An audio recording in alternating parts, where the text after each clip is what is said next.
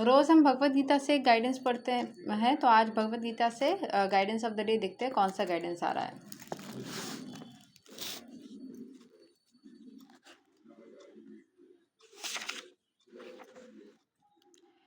श्लोक 11 of chapter 9। अवजनन्ति मम मुधा मनुषीं तनुम् असरितां परां भवाम् अजानन्तो ममा भूता महेश्वराम्। Fools deride me when I descend in the human form. They do not know my transcendental nature as the supreme lord of all that be. मतलब भगवान श्री कृष्ण जब अपने इंसानी रूप में दुनिया में आते हैं तो उनको कोई समझ नहीं पाता है। जो मूर्ख व्यक्ति है उनको वो कभी भी समझ नहीं पाते हैं। From the other explanations of the previous verses in the chapter, it is clear that Supreme Personality of Godhead, although appearing like a human being, is not a common man. The Personality of Godhead who conducts the creation, maintenance, and annihilation of the complete cosmic manifestation cannot be a human being. Yet there are many foolish men who consider Krishna to be merely a powerful man and nothing more. Actually, he is the original supreme personality as is confirmed in the Brahma Samhita. Ishvara Parama Krishna. He is Supreme Lord. There are many Ishvaras, controllers, and one appears greater than another. In the ordinary management of affairs in the material world, we find some official or director, and above him there is a secretary, and above him a minister, and above him a president. Each of them is a controller, but one is controlled by another. In the Brahma Samhita, it is said that Krishna is the supreme controller. There are many controllers, undoubtedly, both in the material and spiritual world, but Krishna is the supreme controller, Ishvara Parama Krishna, and his body is Satchidananda, non-material. Material bodies cannot perform the wonderful acts described in previous verses. His body is eternal, blissful, and full of knowledge. Although he is not a common man, the foolish deride him and consider him to be a man. His body is called here Manusim because he is acting just like a man, a friend of Arjuna, a politician evolved in the battle of Kurukshetra. In so many ways, he is acting just like an ordinary man, but actually his body is Satchidananda Vigraha, eternal bliss and knowledge absolute. This is confirmed in the Vedic language also. Satchidananda Rupaya Krishna, I offer my obeisances unto the Supreme Personality of Godhead Krishna, who is the eternal blissful form of knowledge. Gopala Tamani Upanishad 1.1. There are other descriptions in the Vedic language also. Tam ekam Govindam. You are Govinda, the pleasure of the senses and the cows. Satchidananda Vigraham, and your form is transcendental, full of knowledge, bliss, and eternality. Gopala Tamani Upanishad 1.35. Despite the transcendental qualities of Lord Krishna's body is full bliss and knowledge, there are many so-called scholars and commentators of Bhagavad Gita who deride Krishna as an ordinary man. The scholar may be born an extraordinary man due to his previous good work, but this conception of Shri Krishna is due to a poor fund of knowledge. Therefore, he is called Mudha, for only foolish persons consider Krishna to be an ordinary human being. The foolish consider Krishna an ordinary human being because they do not know the confidential activities of the Supreme Lord and his different energies. They do not know that Krishna's body is a symbol of complete knowledge and bliss, that he is the proprietor of everything that be, and that he can award liberation to anyone because they do not know that Krishna has so many transcendental qualifications, they deride him. Nor do they know that the appearance of the Supreme Personality of Godhead in this material world is a manifestation of his internal energy. He is the master of the material energy. As has been explained in several places, Mama Maya Dura Tayaya. He claims that the material energy, although very powerful, is under his control, and whoever surrenders unto him can get out of the control of the material energy. If a soul surrendered to Krishna can get out of the influence of material energy, then how can the Supreme Lord who conducts the creation, maintenance, and annihilation of the whole cosmic nature have a material body like us? So, this conception of Krishna is complete foolishness. Foolish persons, however, cannot conceive that the personality of Godhead Krishna, appearing just like an ordinary man, can be the controller of all the atoms and of the gigantic manifestation of the universal form. The biggest and the minutest are beyond their conception. So they cannot imagine that a form like that of a human being can simultaneously control the infinite and the minute.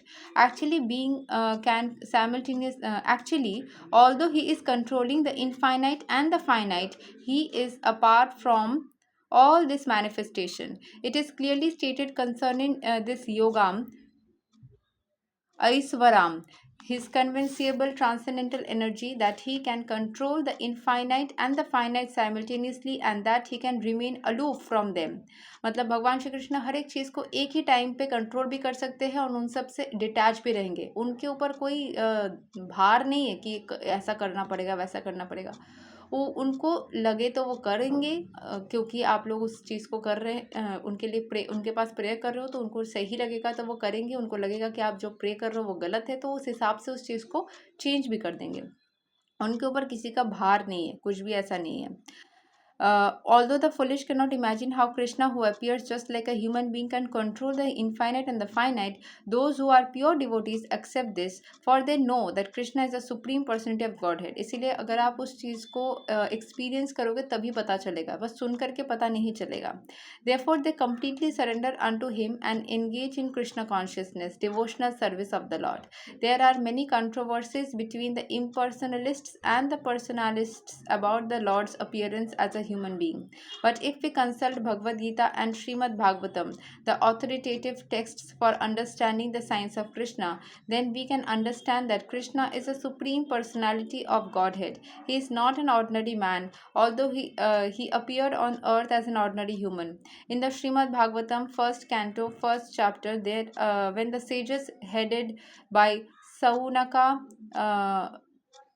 inquired about the activities of Krishna, they said, Kritavan Kila Karmani Saha Ramena Kesava Ati Maratyani Bhagavan Gudha Kapata Manusa. Lord Shri Krishna, the Supreme Personality of Godhead, along with Balarama, played like a human being, and so masked, he performed many superhuman acts. The Lord's appearance as a man bewilders the foolish. No human being could perform the wonderful acts that Krishna performed while he was present on the earth.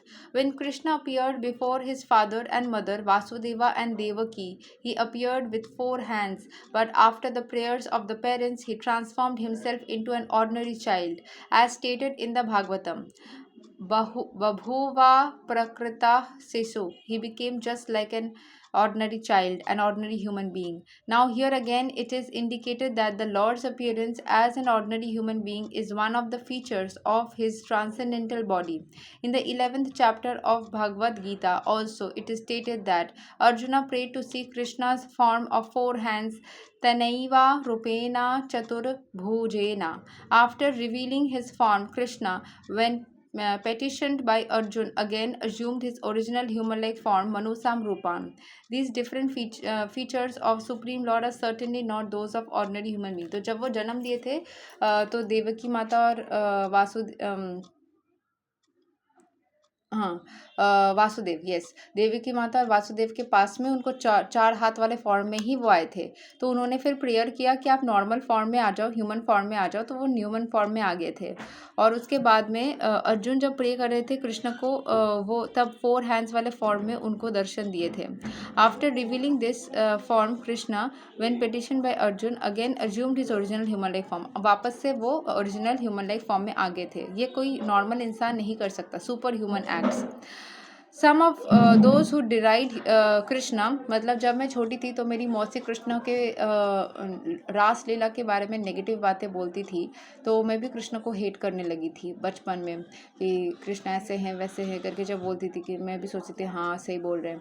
तो बहुत सारे जगहों पे बंगाल में कृष्ण को प्रेम पूर्वक उनकी रास लीलाओं के लिए उनको थोड़ा नेगेटिव वे में बोला जाता है, लेकिन उस चीज़ के ऊपर कभी भी मतलब वो नहीं रहता कि उनको एक्चुअल में बोला जा रहा है। इट्स लाइक जैसे वृंदावन में उनको अपना खुद का बच्चा माना जाता है, यहाँ पे भी बंगाल में भी जैसे चैतन्य महाप्रभु भी यहाँ पे जन्म लिए थे, तो इनको ना अपना यहाँ का क्या बोलते हैं छोकरा या वैसे देखा जाता है, यहाँ का लड़का, ठीक है। So but he is not just a normal human being, that should be understood from the मतलब प्रेयर पॉइंट ऑफ व्यू से वो चीज़ समझना चाहिए। Some of those who deride Krishna and who are infected with the Mayavadi philosophy quote the following words from the Srimad Bhagavatam to prove that Krishna is just an ordinary man. Aham sarveshu bhuteshu bhutat mavasthita sada. The Supreme is present in every living entity. We should better take note of this particular verse from the Vaishnava Acharyas like Jiva Goswami and Vishwanatha Chakravarti Thakura instead of following the interpretation of unauthorized persons who deride Krishna. जीवा गोस्वामी, देखो इतना ज़्यादा लंबा जो लिखे ना, इतना बोलने की ज़रूरत नहीं है मेरे हिसाब से। आप बस खुद ही मतलब ये जो प्रेम पूर्वक लिखा है उन्होंने कृष्ण को थोड़ा और भी एनहांस किया है, इतना ज़्यादा उनके पीछे ना प्रूफ्स की ज़रूरत नहीं है। आप खुद प्रेयर करो, आपको खुद दिख जाएगा। सो Jiva Goswami commenting on this verse says that Krishna in his plenary expansion as Paramatma is situated in the moving and non-moving entities as the super soul. So any neophyte devotee who simply gives his attention to the Archa Murti, the form of Supreme Lord in the temple, and does not respect other living entities is uselessly worshipping the form of Lord in the temple. There are three kinds of devotees of the Lord. The neophyte in the lowest stage, जो सिर्फ मूर्ति पूजा कर रहे हैं, the neophyte devotees gives more attention to the deity in the temple than to other devotees. So Visvanatha Chakravarti Thakura warns that this sort of mentality should be corrected. A devotee should see that because Krishna is present in everyone's heart as Paramatma, everybody in the embodiment of the temple of the Supreme Lord. So, as one offers respect to the temple of the Lord, he should similarly properly respect each and every body in which the Paramatma dwells. Everyone should therefore be given proper respect and should not be neglected. सारे जो जीव है इस पूरे ब्रह्मांड में सारे ही ईश्वर के ही अंश है, छोटे छोटे little bit of that of the Lord. तो पूरे के पूरे लॉर्ड नहीं, बट उनका थोड़ा थोड़ा अंश, जैसे एक बॉडी के अंदर बहुत सारे सेल्स है तभी वो पूरा बॉडी बना है, वही छोटा छोटा अंश है जो हमारे पूरे शरीर में फ्लो कर रहा है। वैसे ही भगवान के हम सारे छोटे छोटे अंश हैं, सबको ऐड कर दिया जाएगा तो पूरा भगवान। लेकिन इतना ज़्यादा वो विस्तृत है कि उतना शायद हमारे लिए काउंट करना पॉसिबल नहीं है।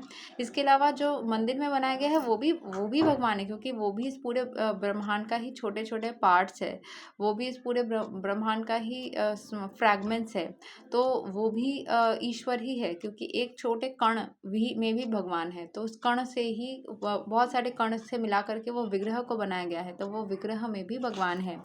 So a devotee should see that because Krishna is present in everyone's heart as Paramatma, every body is the embodiment of the temple of the Supreme Lord. So as one offers respect to the temple of the Lord, he should similarly properly respect each and every body in which the Paramatma dwells. Everyone should therefore be given proper respect and should not be neglected. There are also many impersonalists who deride temple worship. They say that since God is everywhere, why should we restrict himself in the temple worship? बहुत सारे लोग सोचते हैं कि भगवान तो हर किसी में है, तो हमें उनको विग्रह के रूप में वर्शिप करने की जरूरत नहीं है, नॉन लिविंग है। नहीं, वो नॉन लिविंग में भी स्थित है, लिविंग में भी स्थित है, सब जगह पे स्थित है। But if God is everywhere, is he not in the temple? तब अगर सब जगह है तो क्या टेम्पल में नहीं है? टेम्पल नॉन लिविंग में भी है, वो पत्थर में भी है, उस जीव में भी है, हर एक चीज में है। नॉन लिविंग, लिविंग, हर एक चीज में भगवान का एनर्जी है। Although the personalists and the impersonalists will fight, सारे जो पर्सनलिस्ट मतलब जो भगवान को विग्रह रूप में पूजा करते हैं, इम्पर्सनलिस्ट जो निराकार रूप में पूजा करते हैं, सारे फाइट करेंगे। इस एयर में भी है, उस जल में भी है, उस बेडशीट में भी है, सब जगह पे हैं। बस उसको एक्टिव करते हैं हम मंत्रों के जरिए, उनको फील करते हैं, उनके प्रेजेंस को, उनके एनर्जी को अब्जॉर्ब करते हैं। बाकी वो सब जगह है। एक्टिवेशन है, चार्जर है, फोन भी है, दोनों को ज्वाइन कर दो। दैट इज अ थिंग है तो सब वैसे ही सब जगह पे ही। So, although the personalist and the impersonalist will fight with each other perpetually, a perfect devotee in Krishna consciousness knows that although Krishna is the supreme personality, he is all pervading as confirmed by Brahma Samhita. Although his personal abode is Golaka Vrindavana, he is always staying there, and by his different manifestations of energy and by his plenary expansion, he is present everywhere. उनके माया माया शक्तियों के ज़रिए या उनके अंदर जो different kind of manifestation powers है, गोलोक वृंदावन में स्थित होने के साथ साथ वो सब जगह पे स्थित हो सकते हैं। Multiple presence in everywhere, like his psychic powers let's his mind Duvall everywhere. तो उनको सब कुछ इसीलिए पता है, उतनी पावरफुल वो है। He is present everywhere in all parts of the material and spiritual creation. हर जगह पे विश्व ब्रह्मांड के अंदर जितना हमको पता है, जितना नहीं पता है, सब जगह पे है, एवरीवेयर। सो आज एकादशी तिथि पे जब मैंने सोचा तो कि हम गाइडेंस निकालते हैं, भगवान श्री कृष्ण की ही इच्छा थी कि उनके बारे में हम पढ़े। तो आज कृष्ण एकादशी के दिन हमने कृष्ण भगवान के बारे में ही आज 2-3 पेजेस पढ़े, डिस्क्रिप्शन पढ़ा। ये श्लोक 11 ऑफ चैप्टर 9। हरे कृष्णा, राधे राधे, जय श्री राम।